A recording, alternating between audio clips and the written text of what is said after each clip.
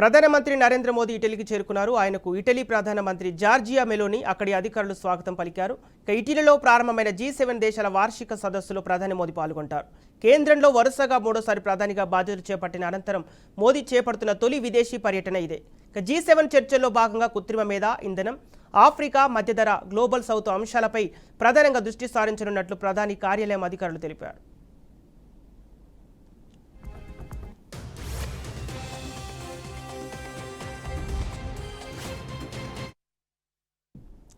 ఇటలీలోని Borgo ఎగ్నాజియా ప్రాంతంలోని ఓ luxury రిసార్ట్లో G7 దేశాల సదస్సు ప్రారంభమైంది. అమెరికా, ఫ్రాన్స్ అధ్యక్షులు Joe Biden, Emmanuel Macron, Japan, Canada, Britain ప్రధానులు Fumio Kishida, Justin Trudeau, Rishi Sunak, Germany chancellor Olaf Scholz తదితర నేతలు ఇప్పటికే అక్కడికి చేరుకున్నారు.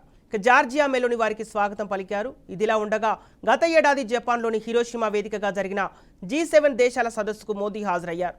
అందులో భాగంగా ఉక్రెయిన్ అధ్యక్షుడు జెలెన్స్కీ ఇతర ప్రపంచ నేతలతో చర్చలు జరిపారు.